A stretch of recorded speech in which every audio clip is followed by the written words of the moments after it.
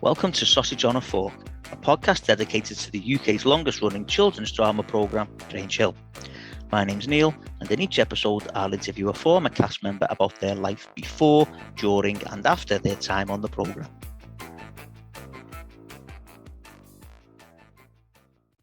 Okay, welcome to the latest episode of Sausage on a Fork, and it is a first for Sausage on a Fork because we've got someone who played a parent. We've never had anyone before who played a parent in Grange Hill, and I have been joined by none other than David Schaal, who played Tom Hargreaves, Spencer Hargreaves' dad. David, welcome to Sausage on a Fork. Thank you very much. Great to be here. Brilliant, brilliant. So what we'll do, David, now, and the very first question I normally ask is, how did you get into acting? But that's not the first question I'm going to ask, because when I was doing research on you, the research said that you were not actually born in England. Is this correct? This is correct. Yeah, my dad was American, right, and was in the American Air Force. So he was stationed in Albuquerque, New Mexico. Wow, right. And when I came along, and that's where I was born. Right. And home of Breaking Bad. Yeah, yeah. And so did you live over there for long, like? Yeah, well, one of my earliest memories of America is a hurricane that we all went through in 1969. Wow. And it's still the second most powerful hurricane in American history, second only to Katrina. And it's called Hurricane Camille. And we were actually living in a trailer park at the time, and all the airmen in the Air Force were ordered to go to these like cube-shaped hurricane shelters. So we had to go and stay in one of those shelters, whereas some people elected to stay in the trailer park. And then when we came back, just about every single trailer was blown over, except I think for ours and one other. But a tree had broken in half and dented my bedroom in the trailer park. But it was extraordinary because I still remember walking around Biloxi in Mississippi and looking at the devastation. Yeah. One of my main memories is this amusement park being completely obliterated that had only just opened, and on the beach was laying a dead cow. Wow. Yeah, it must have got swept. Yeah, it was. Definitely. So at what age were you then when you moved over to England then? Well, I believe I was 7, but we'd already been to Germany. And I think maybe we'd come back to England to stay with relatives for a few months as well. But we came back to England properly in 1970. Right. And we moved to Stevenage in Hertfordshire. Okay. So now we will ask the question that I always ask at the beginning. So how did you get into acting? Well, it's a bit of a strange story, actually, Neil, because what happened was I was sort of going nowhere fast, you know. Right. I think a lot of people who've been to new schools really struggle with this. You know, my ability to learn wasn't fantastic at that age because I was shunted from American schools to German schools to English schools. I was very sort of unsettled and anxious from all the moving around. So I left school at 16, did a couple of jobs, and then eventually went on to a skills centre in Letchworth. I wasn't very good at that. I got kicked off that. So the guy at the skills centre said to me, I was on a bricklaying course, then I was on a woodwork course, and the guy on the woodwork course said to me, "You got 2 left hands, haven't you?" And I was like, "Yeah." And he said, "Well, look," he said, "I didn't find this, it found me. So you have to pursue what you're good at and something will find you." So the only thing I was any good at was English. Despite leaving school. I think I left school with 2 O levels, and that was like maths and English. So if you're going to leave with 2 O levels, those are the ones to have. So I went to Stevenage College, started studying A levels, and we did a play in the A levels called The Caretaker by Harold Pinter. So we had to watch the production of it, which was on video. So I watched it by myself, and it was this production containing Jonathan Pryce, Warren Mitchell, and Kenneth Cranham. And Jonathan Pryce was playing Mick in The Caretaker. So I sat there watching this video, and just this little light went on, and I was like, "Oh my God, that's what I want to do for a living." Yeah. I mean, it seems completely bonkers. At this stage, I was about 19. I don't think I'd even been to see a play, you know. And then from that moment, I started pursuing acting. So I did. I joined the local Amdram Society and the North Herts Youth Theatre, and we did A View from the Bridge by Harold Pinter, and the local paper awarded me the Actor of the Year award. Wow. And I was like, wow, I'm really good at this. I must be the new Marlon Brando. So I started auditioning to drama schools. There was a guy called John Gardner who was a very, you know, talented guy who really should have been in the profession, I think.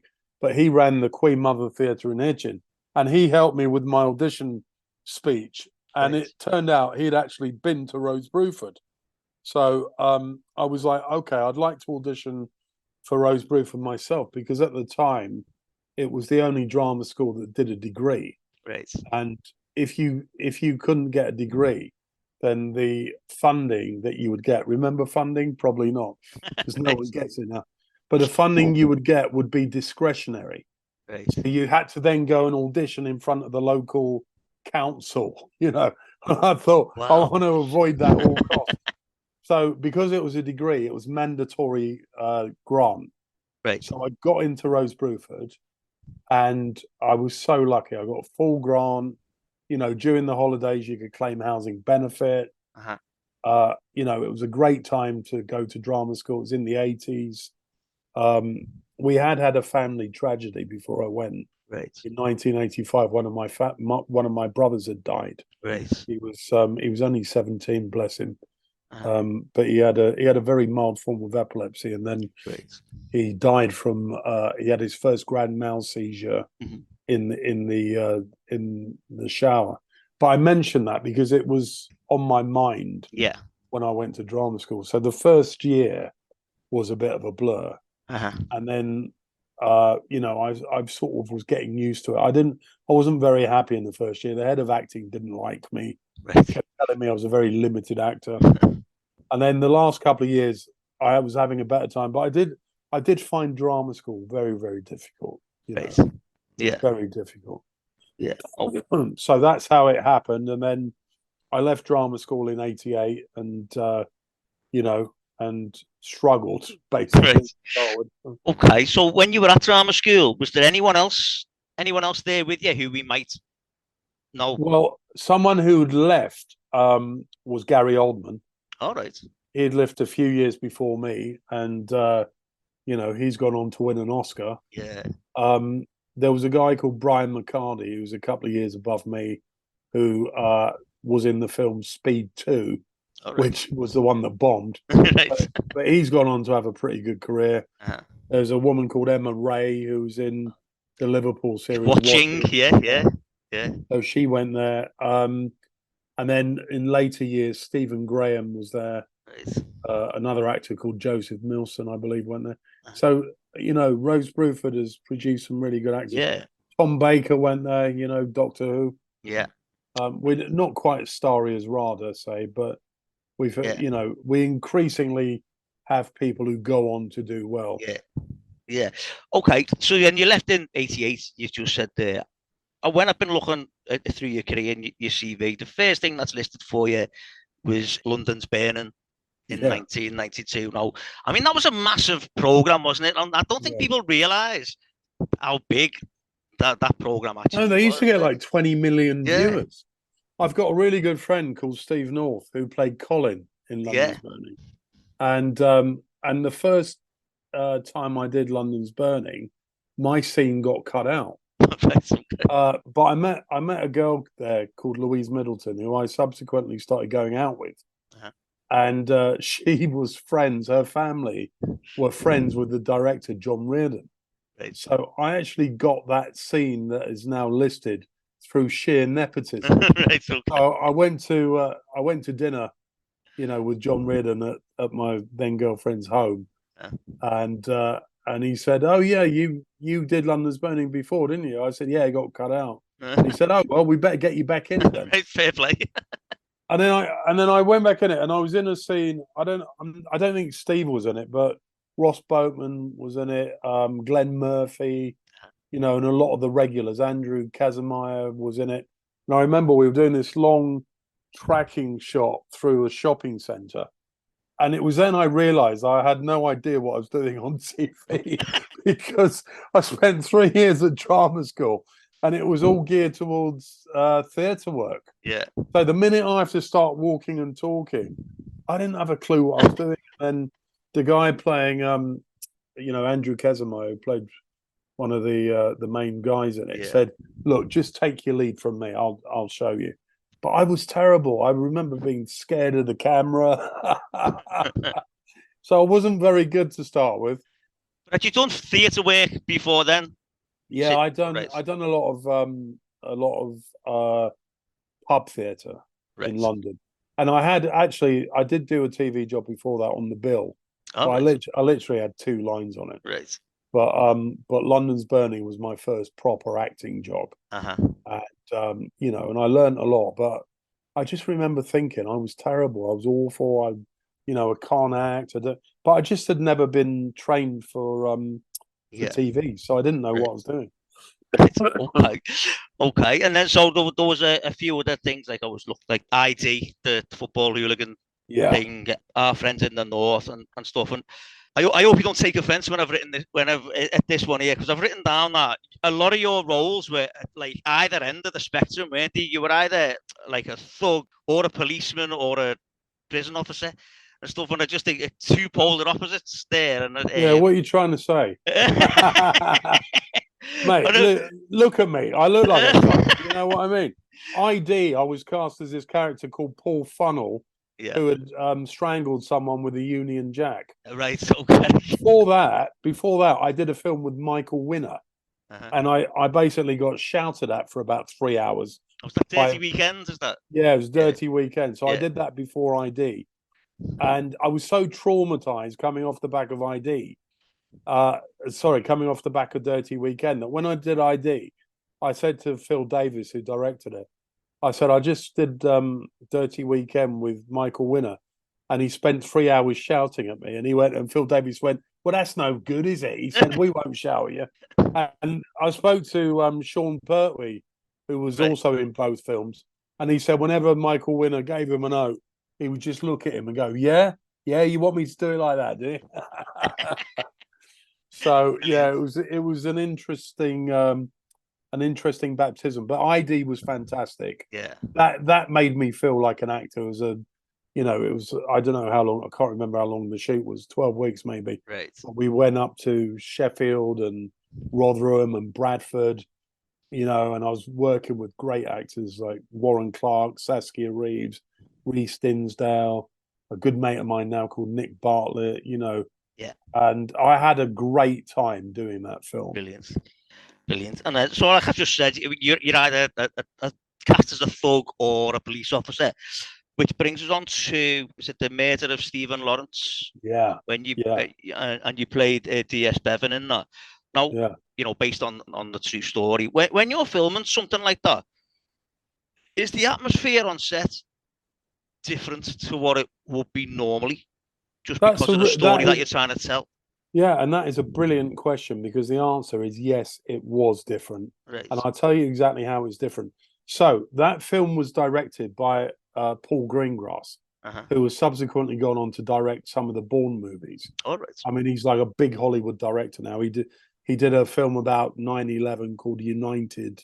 Oh yeah. Something or other. I can't remember what it was called now. Yeah. And he specializes in these like apparently drama documentaries. They're actually dramas, but they look like documentaries. Right. And he did one about Bloody Sunday in Northern Ireland to great critical acclaim. So in The Murder of Stephen Lawrence, I was working with Marianne Jean-Baptiste, Hugh Quashie, and some other fantastic actors who I didn't know before.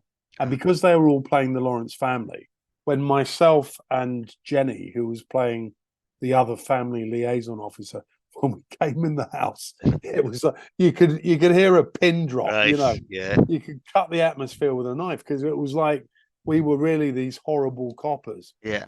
And Marianne Jean-Baptiste was so brilliant as Doreen. I was getting quite choked up as well. So Paul, told me that D.S. Bevan was based on this real guy. So I didn't want to make him a real demon, but apparently, according to the information Paul Greengrass had, the police planted evidence and things like that. And they also suggested that Stephen Lawrence was in a gang. So, we produced these gloves and these plastic bags and we go, did this belong to Stephen? And his dad, played by Hugh, goes, well, what are you trying to get us to say, that he was a burglar? Yeah. And he said, our son was a good boy and he wasn't in any gangs or anything like that. Yeah. Now, I've subsequently heard a lot of conflicting reports about Stephen Lawrence, none of which I believe. Right. But I've been told by some people that he was a drug dealer, these guys knew him. There was actually 6 of them, it turns out. Right. There was another guy that never got prosecuted. But my perspective of that case has always been from the film that we did, because Paul Greengrass researched it extensively, and I really trust his opinion, and also, or his research, I should say, not his opinion. And also, the police were proven to be institutionally racist at that time. And that case changed the whole culture of British policing. Yeah. So it was a really important film. And I've never done a job before where people have rung me up and gone, that was one of the most harrowing, brilliant films I've ever seen. Yeah. And Neil Maskell was in it, David Corder, some of my acting idols. Film. So I feel very lucky to have done that. Brilliant. Okay. So then, moving on then. So that was, that went out 1999, that film. So then the next year was when we first saw you in Grange Hill. So how did that come about?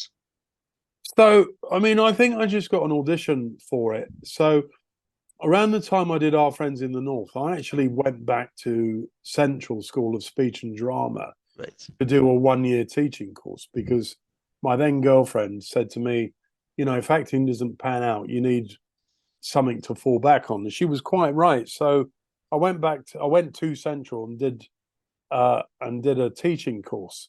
And during that year that I did the teaching course, I got cast in Our Friends in the North.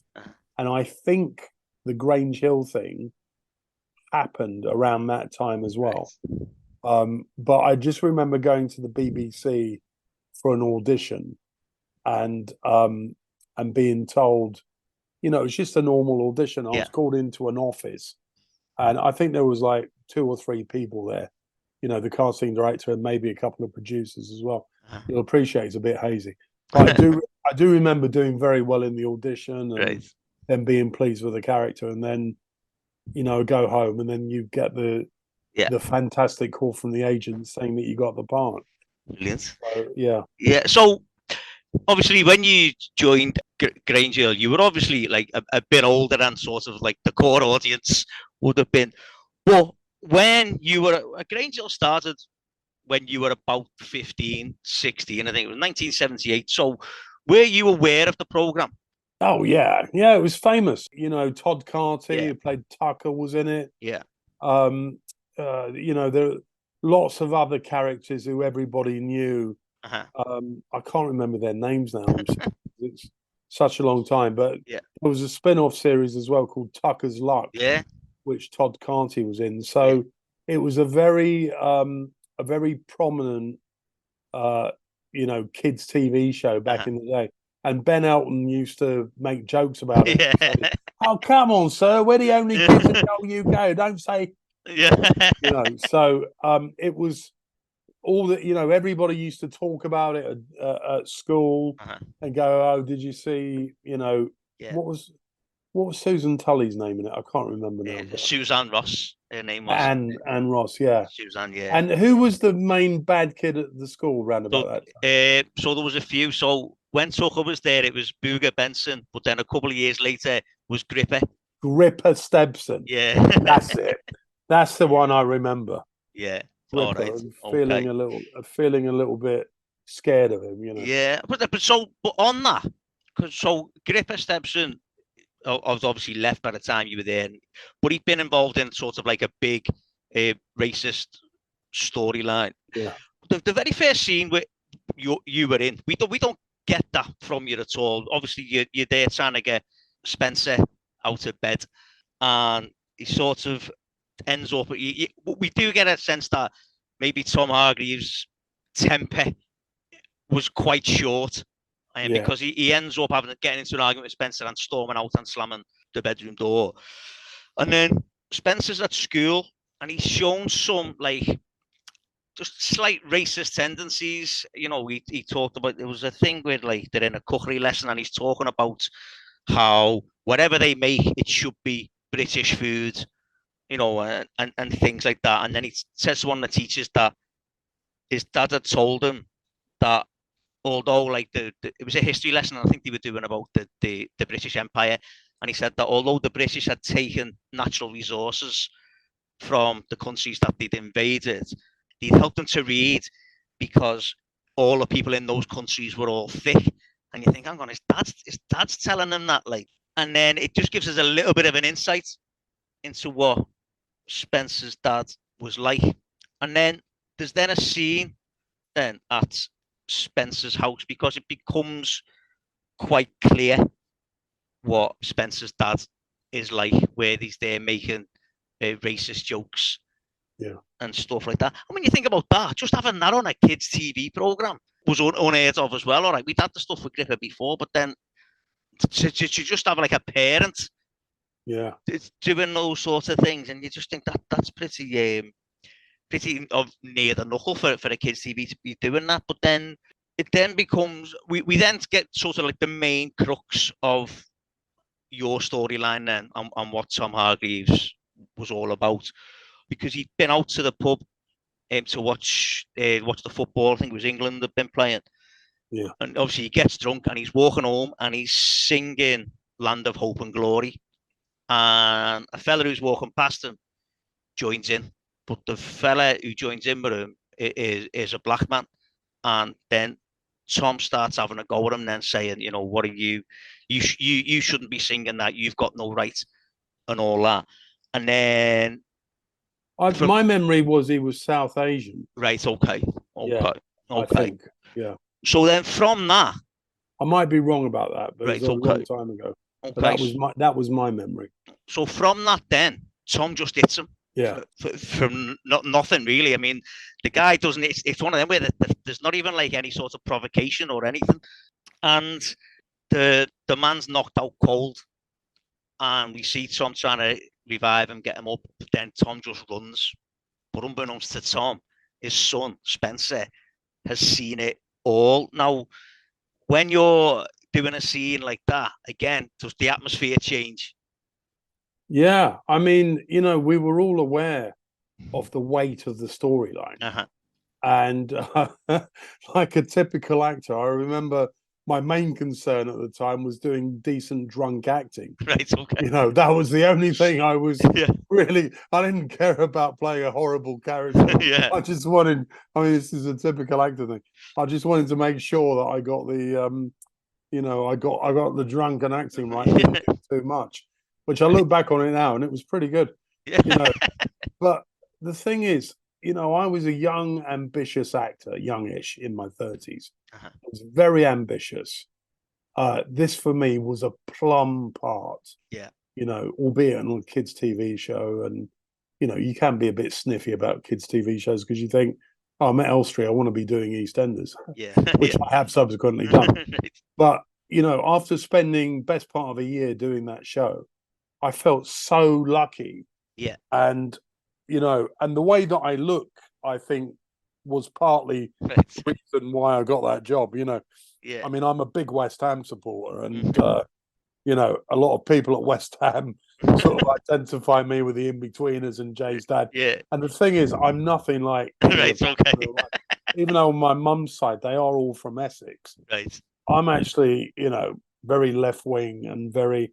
You know, in my punk rock days, I used to go on, you know, rock against racism marches and, I remember shouting at the National Front in Yeah, Stevenage, Nazi scum off the street, yeah. and being threatened to be murdered by several skinheads. Oh, So I just want to say that I'm a long time anti-fascist yeah. activist from So, years ago. is it difficult then playing It, that part, yeah, it was knowing your own difficult. beliefs, like? Yeah, it was very difficult. But I thought it was a really important storyline. Yeah, Racism is not gone away. It probably never will go away. yeah, But, it's so great to see at football people still taking the knee, mhm, despite the booing, yeah, that you often get. People still take the knee. And I think, there's much more awareness of it. yeah, The police now investigate, hate crime and racially aggravated incidents. yeah, So it's really, really good. We're in a much more yeah. aware place, but it's still completely relevant. If you were to do that storyline today, Hmm. it would still be completely and utterly Yeah, relevant. yeah, definitely. I mean, because as we said, it was the first time where that I can remember sort of a parent actually having like a proper story. We heard things about parents where they were ill or where they died, but we didn't always see them. Yeah, So to have that one where a parent was actually dealing with something yeah, that wasn't an illness or something like that was very different. And it was all then about the man had gone into intensive care, and it was all that's about right. some of the kids in the school had heard about it, and some of the kids knew him as well. So it was all about Spencer then dealing with it, as Yeah, well as Mr. and Mrs. Hargreaves dealing with yeah, it as well. And the police came and just asked if they knew anything about it. And then Tom like sort of took off for a bit, didn't he? yeah, And got out, went away to up north, Scotland, I think was the story. yeah. But Spencer and his mum were then talking about things. Now, when you had a storyline like that, are you aware of all the other bits that are going on in that storyline, or is it just a case Yeah. of you doing your own sort of bits? And Well, I'm aware. I would have been aware of what was going on in the show at the time because right, I would read the whole script. I right, wouldn't just read my uh scenes. huh, But although when you're doing a lot of different scenes in one day, it is hard to read the whole yeah, script. But back in those days, I did still read the whole right, script because I wanted to make a good impression and I wanted to know what was going on. So I'm the kind of actor that would read as much right, as I could beforehand. uh huh, But I sort of based the character on, some people I knew. I can't remember exactly where, but that sort of racist channeling of yeah, fury and when mixed with alcohol, the sort of the sudden violence that can yeah, erupt. So I knew this character very well. right, I'd yeah, grown up in the punk rock scene for God's right, sake, and yeah, there was a yeah, whole faction of skinheads and punks that were supporting these pro England bands, yeah, like Cock Sparrow and Screwdriver and yeah, all of these, bordering on fascist bands. yeah, So I'd seen a lot of what these kind of people were like uh-huh, and how they were as they got older, yeah, where the brilliant. attitudes still stick, Oh, but definitely. even though they get a bit quieter about it as they get Right. older. Yeah. Because I mean that was the thing. Like Spencer had that attitude still, even though he'd seen what his dad had done, he knew what his dad had done. He was still picking on Anika, Mm, the Asian girl. that's right. And Miss Carver asked him why, and he said, "Well, my dad said she shouldn't be here. The Mm, immigrants shouldn't be here." And she was like, "Well, she was born in Britain." And then Miss Carver actually says to him that man was attacked because of people who think the same way that you're speaking. mm, And then you sort of see Spencer sort of starts maybe thinking what he thought was that the right thing. Basically, he starts having a sort of like a little crisis of conscience. And as we said yeah, there about Spencer's dad went away, and then the mum went went up with the dad as well, and the storyline changed a little bit then to sort of like a bit like child neglect because yeah, Spencer was left on his own. that's right. But Spencer's attitude does change then because the likes of Calvin, who was the black lad, and Anika help him out and start looking after him and stuff like that. I think in life in general, it's very difficult if your parents are bad role models, Yeah, because you're inevitably going to grow up influenced by them. yeah, So I think the catharsis of the storyline was the fact that my son shames me yeah, into admitting that what I yeah, did was wrong. And That's then I then go and hand myself yeah, into because that was it. Like where eventually Spencer's dad came back, and Spencer had his mates around with the mum. yeah, And the dad kicked them out and kicked off and was saying, you know, why are they all around? I'm not going to use any of the language that he uses because I find it hard to use it anyway. But the mum said that, you know, she used to think like the dad, but you know, obviously her attitude had changed, Spencer's attitude had changed, and there was a bit where because Spencer's dad was still on the run. He was hiding in the house. I kept the curtains drawn, but he still treated Spencer like a skivvy as well. yeah, You know, making sure you know where's me tea and all this. So I have to mention this because I love this bit. There's a bit where they were doing fundraisers in the school, and Spencer and his mates were doing a guess the substance competition. So they had a jar with all sorts of like. Someone said there was old mashed potato in there, and there was like mold, fairy mold, and all sorts in there. And Tom had said to Spencer, make me a cup of tea. So Spencer had this jar. He made the cup of tea and just gave it a little bit of extra flavouring with the jar as well. I'm guessing it was just a normal cup of tea, and they didn't actually yeah. I'm sure it was. didn't try I and put can't it. actually. What was the substance that he put in? I can't even Well, there was remember. all sorts in there. There was, as I say, mashed potato, mold. There was all kinds in there. Like, and then Tom's racism was always sort of behind closed doors. But then there Yeah, was a scene when Anita's mum went to speak to Tom because she was wondering if Anika was in the house, and Tom sort of says, well, he wouldn't let her in.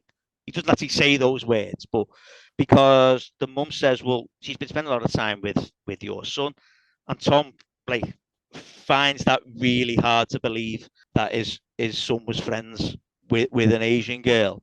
And then, but in that conversation that they have, it's quite good because they both were prejudiced and we get to see that. And I think that's really good for the audience to see that, yes, Tom had his prejudices against people that weren't white, but Mrs. Modi had a prejudice against people that were white as well. yeah, And I think that's really good to show that for the kids to see that it's not just white people who have racist beliefs or yeah. beliefs in Racism is endemic in probably every culture is has its own form of racism.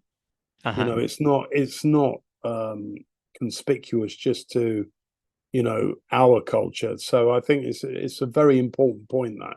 Yeah, definitely.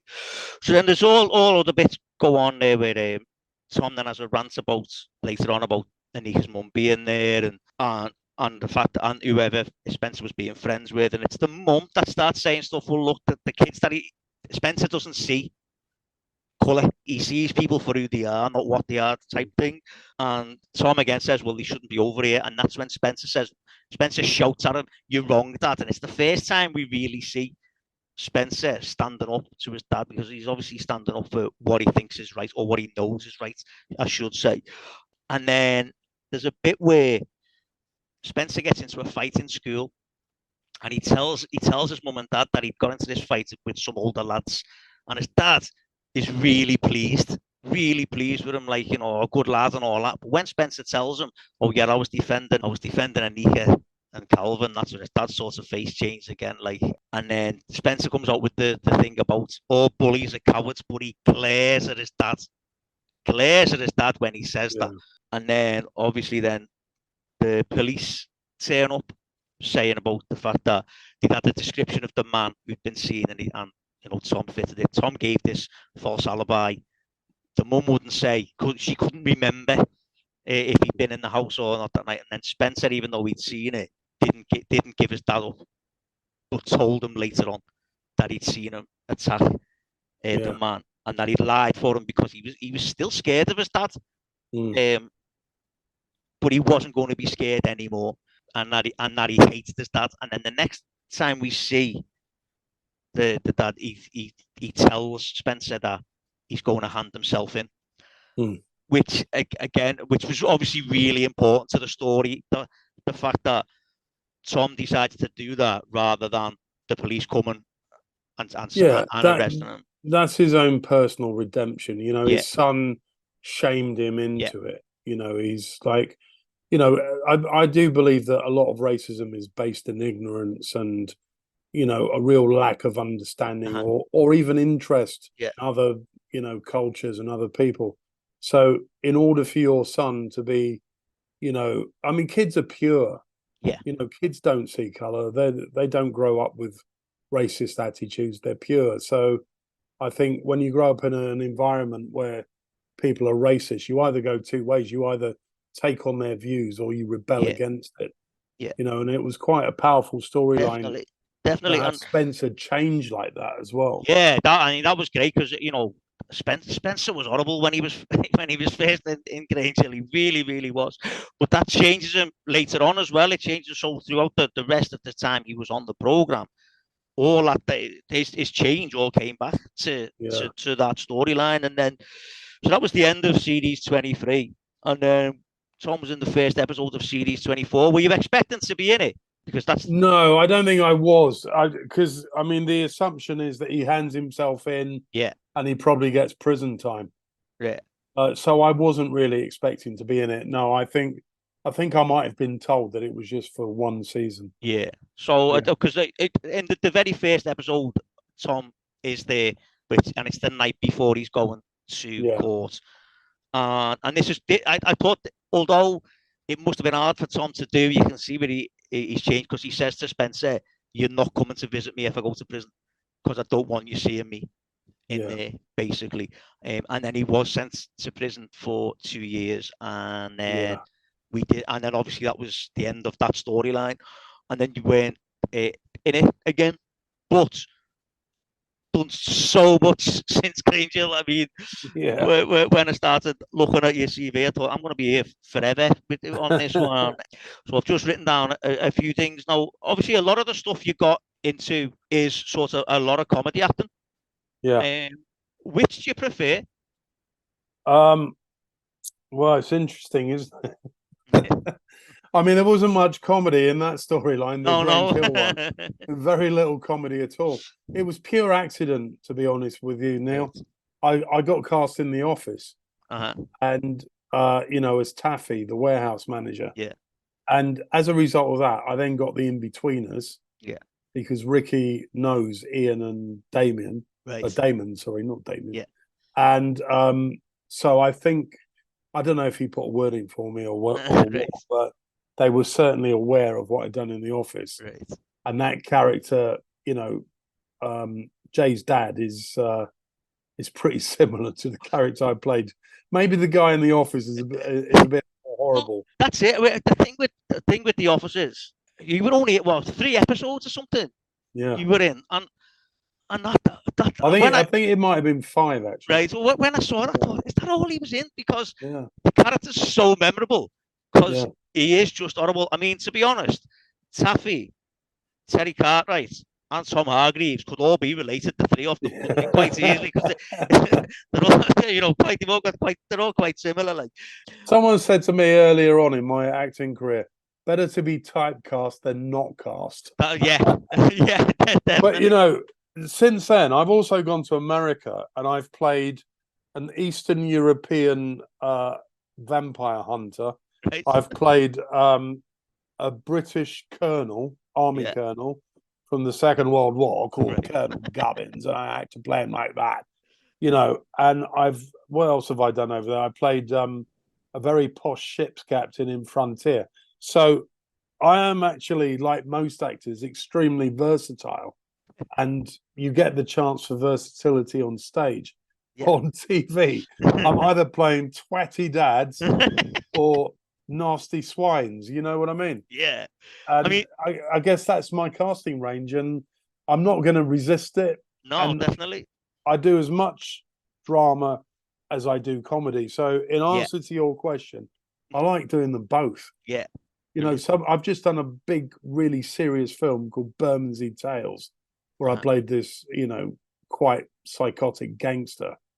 And then this Yeah. morning, I won't say what the series is because I've had to sign an NDA, but I went All up for right. this other character with a bit of light relief. Right. It involved cross dressing. Right. Okay. So I went up for that, and that involved it. And I was laughing my head off this morning doing the self tape. So it's like I love playing different people, you Yeah. know. So it's like I do seem to have. I mean, I never knew I had it until I did The Office and the In-Betweeners, but I do seem to have a natural instinct for Yeah, comedy. because you were in 15 Stories High as Yeah, well, with weren't Sean, you? dear old Sean Locke. Now, I need to talk about that because obviously that was Sean Locke did that, and everyone says that Sean Locke, like even like comedy actors, comedians, and everything, and like people, you know, like yourselves, you are naturally funny, but everyone says Sean Locke was just like the king of it. Like, Well, you know, I've been a little bit oblivious in my life, so I'm ashamed to say that when I did 15 Stories High, I had no idea who he was. it's, I knew his name, yeah, but I didn't really know who he was. And Benedict Wong was also yeah, in that series, and I was playing this character, the caretaker. And you know, they just did like this single shot from a distance. uh-huh. It was like a long shot, and so we were all filmed at a distance. And I was playing this like caretaker of the block of flats, and he got me to smoke these bloody roll ups, and he got me to smoke so many that I thought I was going to be sick. Right, I felt sick on the way home, and he was pushing me. He was trying to get me to do a performance that he wanted, yeah. and I didn't understand. And I've got to be honest. By the end of the shoot, I wanted to say, "Sean, can you just go forth and mock me?" But even he saw the funny side of it at the end, Yeah. and he went, "Yeah, can you do a tap dance now, Dave?" And we just laughed, and I gave him a hug. I said, "Great working with him, mate, but maybe don't direct me next time." Brilliant. But I look back on that little scene that I did sometimes and go, actually, that was quite good. Yeah, yeah. And you've mentioned The Office and The In-Betweeners. Mm. And you know when you were filming them, did you have any idea of how big those two programs were going to be? Nope, no idea whatsoever. No. In fact, when I first did The Office, this will make you laugh. I auditioned for the part of Finchy, Right? right? So I turn up. So then I go in and meet Ricky Gervais. Uh-huh. And the first thing I said to Ricky was, I said, I watched your chat show last night. You had Michael Winner on, didn't you? Yeah. And he was like, oh, yeah. I said, yeah, I work with him. He's a complete twat, isn't he? And he went, and he laughed. And I swear that's what got me the job. Right. And then he said, and then on the day of filming, he said to me, you look like a proper geezer. So I'm going to put you in this warehouse scene. And he said, am I allowed to use rude words? Or is Yeah, this go for it. so in the scene, it's my dog shagging his dog. Yeah. And so I had there was a line in the script that when what she needs is a good shagging. Yeah. And he gave that to one of the supporting artists. Uh-huh. And I said, Ricky, that was my line, mate. I said, do you know what you're doing, mate? And he went, no, probably not. I remember having a laugh, but also thinking, you can't give my line to an extra. It just shows what an idiot I was back then. And then a mate of mine pointed out and he said, look at the way Ricky listens as an actor. Uh-huh. So you watch the scene and he's like, yeah, oh, yeah, oh, you know, and the way he reacts, he's brilliant. He's, you know, that is all natural to him. And it wasn't until I got over the annoyance of not being cast as Finchy, and Ralph Fiennes's such a great actor. Yeah. You know, but that's what I was like back in those days. And then I got cast in the In-Betweeners, and because I didn't get cast in the pilot, I was a bit like, well, I don't know what this thing's like. And then, you know, the first scene I did was the caravan scene inside the caravan. And I thought, these lads are weird. They don't gel. One of them's like a young cockney who doesn't talk very much. That was James. The other two are Cambridge graduates, and then you got big lanky Blake. Yeah. And I was like, this is never going to work. So I came out and I did my scene, and I knew that the scene was going to be funny because but I was quite into my comedy strident by that point. Anyway, we then go and see the screenings of the first two episodes at Rich Mix in Shoreditch. Yeah. And as I'm watching it, I'm like, oh my God, this is really good. Yeah. I don't know, it just suddenly hit me that it was 1,000 times better than I had any conception of. I mean, and then I was right, you know. So I'm getting better at spotting what works. But I could never have guessed it was going to be the phenomenon that it became. I mean, I remember watching that with one of my mates. He'd never seen it before, and he came round here and we put it on, and he was laughing his head off. But at one point he turned to me, he said, "I'm so angry." I said, "What are you angry about?" He said, "We should have written this. We could have written this." And I think that was the thing with the In-Betweeners. It was every kid's like high school life, wasn't it? Well, you try and be cool, but really you're all a twat. You always get bullied. You never get any sex, you know. Yeah. I mean, I love Mr. Cartwright. Like, genuinely, besides the main four, he's probably my favorite character. Can I just show you something? This won't translate to a podcast, but do you remember the In-Betweeners 10th anniversary? Yeah. That's what I won. Best parent. To me, that is as good as getting an Oscar. Yeah, David's just showed me his award for best parent from the In-Betweeners there.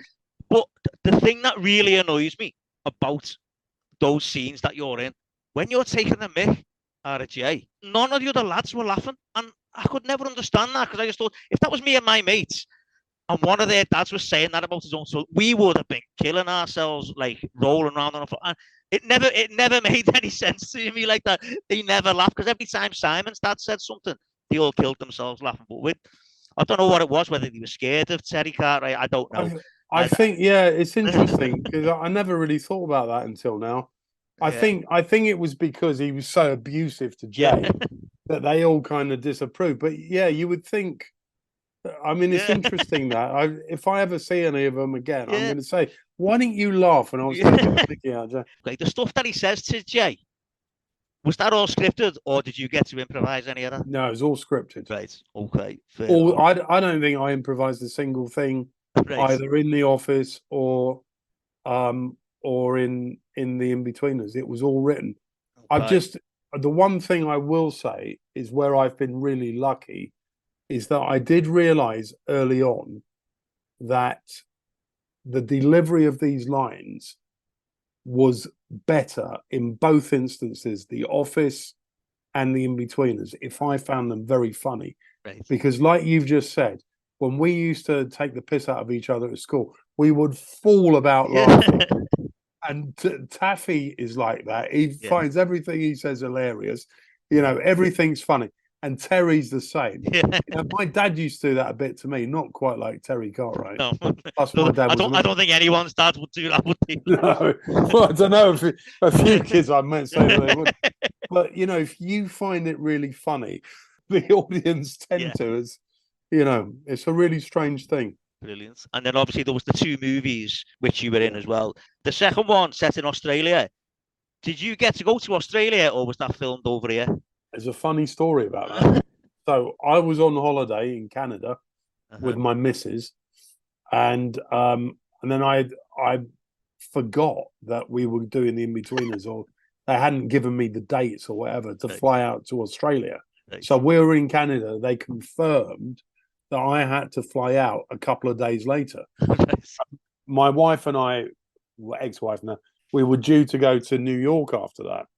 And it was absolutely bloody freezing, to be honest. It was like -12 when we got to Toronto. So part of me was relieved when I found out that I was flying to Sydney on New Year's Eve. Right. So I said to her, "I'm sorry." So she went off to New York on her own. Mind you, she managed to see Daniel Craig and Rachel Weisz in that Broadway production of Betrayal while she was over there. So I was dead jealous about that. Anyway, so I'll get a flight to California, change the plane, and then get this all expenses paid business class flight to Sydney. Of course, New Year had come and gone by the time I arrived, because they're like 12 hours ahead or whatever. And then I go to my hotel in Sydney, which was beautiful. And then I think I got flown to the Gold Coast straight after that. Can't remember how I got to the Gold Coast actually. I just can't remember. Anyway, so then I'm in this hotel on the Gold Coast, overlooking the beach, thinking, "Wow, this is life." And then the next day, I turn up to do the filming, and Ian Morris says to me, "What are you doing here?" I said, "What do you mean? What am I doing here? You've put me in that big tracking scene, in this house that Jay Yeah, is yeah. like lying about. You remember the very The first? mansion. Yeah, yeah, Yeah, yeah. it was a big tracking scene Yeah, about him lying about living in this mansion, and I'm standing there with these three hipsters." yeah. So Ian said, "Oh, we meant to write you out of that." None of the other adults got to go to Australia except me. And it was because they forgot to write me out of that scene. So I was like, yeah. And the money was much better than the first film. Yeah. So I had a touch in that film. So is all the other bit at the end? Was that filmed in England? Was it where Yeah, you're bizarrely. Yeah, right? the interiors were Yeah, all filmed in England, right. Okay. except that one. That Right. was in Australia. So out of that, I managed to elongate my stay in Australia to 3 weeks. Brilliant. I flew my wife over. We did a big tour of like the Sydney area and went up, the Blue Hills or whatever they're called, and the Three Sisters Mountains. Oh, brilliant. I mean, we had a great time, Yeah. and all on a mistake that was. Brilliant. Brilliant. Now, there was something I wanted to talk to you about. I saw a film on your IMDb, and it's called The 101-Year-Old Man Who Skipped Out on the Bill and Disappeared. And apparently you play someone in the CIA, is that right? In that Yeah, one? yeah, American guy. Yeah, Right. there's a lovely actor in that. Lovely actor whose name. This is going to be embarrassing. I nearly said Colin Salmon. It's not Colin Salmon, although I do know Colin. So Colin McFarlane. Colin Right. Oh, McFarlane. yeah, yeah, yeah. Yeah, wonderful actor. He's got a Yeah. lovely deep voice. So what happened was I did a play in London, and the way that I got this play was that the two main actors had had an argument and they'd fallen out. They'd done it up north somewhere. I won't say who they are because I Right. don't want to Okay. embarrass them. So one of the main actors dropped out, and they were about to close the show, and I'd done a play in the West End called American Justice. Mhm. So the director of this show reminded the other actor um, of me Right. and said he did this brilliant performance in American Justice. Why don't you give him a ring? And the actor was saying he's never going to do it. We've asked. Apparently, they went through the whole, a list of actors that they knew. No, they also haven't got enough time. The show was going up in 12 days. So I read the play. It was called A Steady Rain, and it went on at the Arcola Theatre. So I read it, and it was written by the same guy that directed Mad Men. Right. That had written Mad Men. Yeah. And I was like, I've got to do this. This is amazing. So I agreed to do it.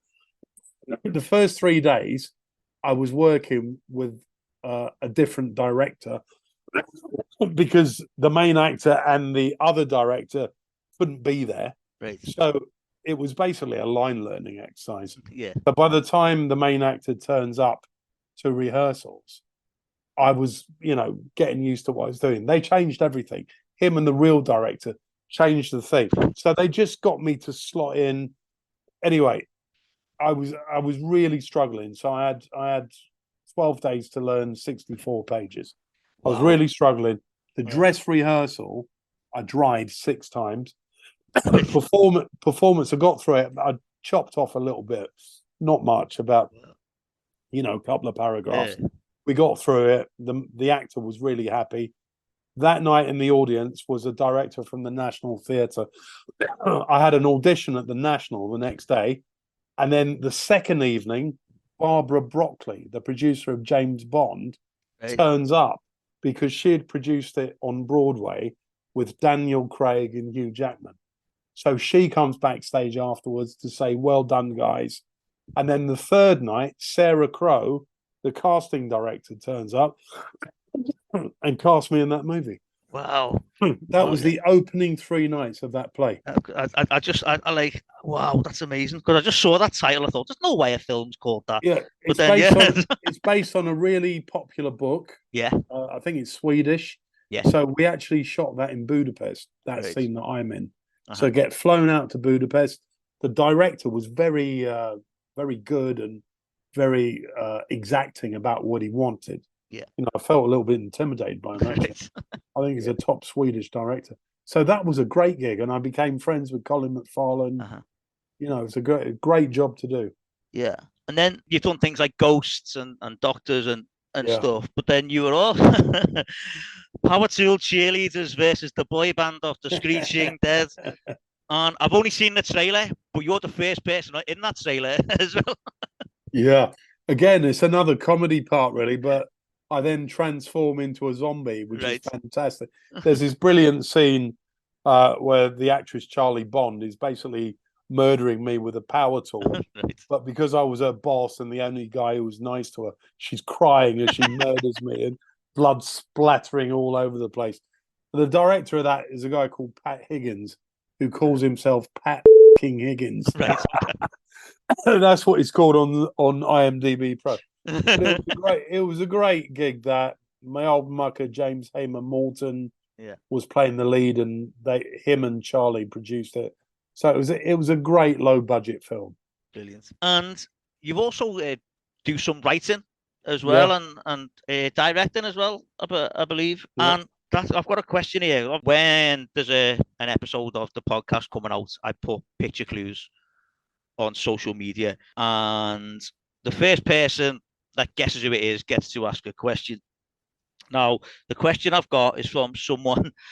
I've met this fella. He's called Steve Dutch Boom. Okay, and his question is: he watched a short film that you had written and you were in called Poppy's Presents, and Chris Jory was in it. Chris Jory was also a teacher in Grange Hill. He was back in the day, Mr. Knowles. Have you had him on this podcast? He's been on, yeah. He's brilliant, Chris. Yeah, he's one of my best friends. I was going to say you've done. When I was looking, you were in quite a few things with Chris. Yeah, I spoke to him the day before yesterday. I forgot to mention this, but I'm going down to visit him soon. He's got a caravan down in Bridgeport. So he said the story it's reminiscent of a Velvet Underground track. Yeah, called The Gift. So when you've written that film, were you aware of the it's a John Cale song, isn't it? Yeah. About Marsha and Waldo. So what happened was I've got a friend called Corin Mellinger, and the original idea was his. Right. And at the time we were hanging out. I think I was doing a play with him, and we were hanging out. And he said that he'd started to write a script around this story based on The Gift, about this guy who sends himself to his girlfriend who's at university, and she goes to open the box with a pair of shears and accidentally kills him. And I thought, what a great story. What a great idea, sort of tales of the unexpected type idea for a short film. So I was quite pushy in those days. I went, I'll co-write it with you. He was like, all right. So we co-write it. I'd just done a film called The Big Game with Chris. So he was going on about having his own production company called Picture This, I think they were called. And I gave him the script, and he went, yeah, I really like it. I'll direct it. So I think he raised a bit of money, and he directed it, and we made it. Yeah. Really? So it was a really good experience. It's a lot of fun doing that, you know. Is that what sort of like I was going to say? Is that what sort of led you in then to doing the writing and? And then from then on, I carried on writing. So, I wrote a couple of film scripts. I wrote a couple of plays, which I took up to Edinburgh. One was called Reality Chokes, which Chris directed, and then I did another one called Brotherly Love, which I was in, and we took up to Edinburgh as well. Bob Wolstenholme was the director of that one. So and I've written a couple of movies, one of which I'm supposed to be co-directing, called Back to Archway. As we speak, I'm still waiting for the money to go through. It's a 350 grand film. Right, wow. And I'm co-directing it with Frank Harper. So when you are writing and you're writing stuff like that, do you think, right, I'm having that part because I've written this? Yeah, of course. Why, I'm an actor first and foremost. If I'm going to write, why would I not write myself into it? Writing's like giving birth. I've written this other film called Heavenly Waters, and I've written a part for me in that as well. I've co-written that with a friend of mine called Kim Leggett. And, and for every script, you have to do about 5, 6, 7 drafts. And you're not going to go through all that and not give yourself a decent part. No, definitely not. Definitely not. Right. Now, the other thing as well, David, is that you also, I've got this right, that you teach acting as well? Yeah, because when I did that teaching course I spoke about earlier on, one of my teaching placements was at East Berkshire Further Education College. Right. And one of the people there was a guy called Nick Mosley. And he was such a great drama teacher. I said to him, "You're wasted in this school, this college. You should be teaching a drama school." So subsequently, he then got a job at Italia Conti on the adults course. He ran that. And then he became the head of acting at Central. Right. So while he was there, he got me into Central. I ended up teaching Roman Polanski's daughter on TV technique. So whenever I see her, I taught her everything she knows. But then I sat on the auditioning panel at Central for years. Right. And now I teach at another place called The Real Scene, REEL. Right. And they've got people like Kevin McNally. They have a lot of really good people who are in the industry. So they got me, Steve North, Frank Harper does it as well. So they have a lot of people who are working professionals. Yeah. Lydia, who was in the In-Betweeners movies, teaches there as well. Brilliant. Okay, well, we are coming towards the end. Now, before I get to my final questions, we have talked a bit about The Office and the In-Betweeners. Which one do you get recognised from the most? Oh, definitely the In-Betweeners. Right. Yeah, because people who watch The Office are sort of my age and maybe 10 years younger than me, but the In-Betweeners is more recent. Yeah. And I think the In-Betweeners gets repeated, seems to me, continuously on Channel 4. And what do you get shouted at you the most? People don't tend to shout at me. Okay. I think they're all a bit scared of me. But the line that they always want me to repeat is, "He's got a cock like a McDonald's chip." Do you know what? That was the only one I could think of. Well, the other one that I often quote is, "Women are like fairground rides." Mental. Yeah, do you know what? That's brilliant. That's the other one. Brilliant. There's a few, calling a dog a shitting machine, and it's meant to be work experience, not standing around being a useless tosser experience or useless twat experience. With your qualifications, you'll be lucky to get a job throwing shit into a skip. That's the other one I like as well. Brilliant. All right then, excellent. Okay. And do you ever get recognised for being in Grange Hill? Actually, believe it or not, yes. Right. So, I told you I was born in America. Well, I went to the American embassy one day to renew my American passport. Right. And they're actually quite quick in there. You just get your photo taken at, this photographer's place down the road, and then you have to get through security to get there. Pretty hard on security. So you go in there, you queue up, they, get the passport together. I think you have to wait, and then they deliver it to you, stamp it, blah, blah, blah. So just as I was leaving, these two security guards pull me over and go, "Can we have a word with you?" They were British. Yeah. So the first thing I thought was, what are two Brits doing working American embassy as security guard? But I didn't question them. So until I heard them speak, I thought they were like from the CIA or something. Yeah. So they called me in this room and they said to me, "We need to ask you a question. I hope you don't mind." I was like, "Oh my God, what's going on?" And I said, "What?" And they said, "Did you play Tom Hargreaves in Grange Hill?" I said, "You're joking."